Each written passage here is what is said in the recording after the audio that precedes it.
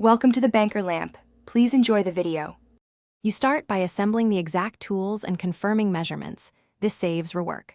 First, check the lock's backset, 2-3/8 or 2-3/4, and set the template at your chosen height, commonly 36. Next, remove the old latch and strike with a screwdriver. Keep screws organized.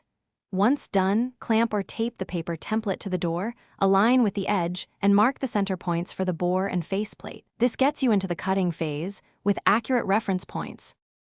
You proceed to create clean holes and a tight fit. Drill the main bore from both sides to meet in the middle. This prevents tear out and keeps the hole round. Then drill the edge for the latch and insert the latch to mark the faceplate outline. Use a chisel to mortise the recess so the faceplate sits flush, shaving small amounts and testing frequently.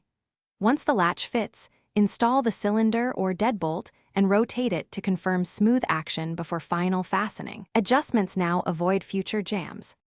You finish by securing and aligning everything for reliable operation.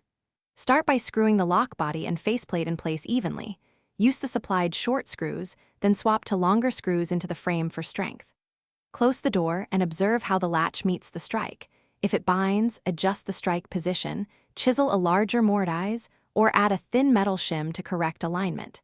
If the key won't turn, loosen and reshim the cylinder slightly. If problems persist, recheck measurements and re-drill the bore.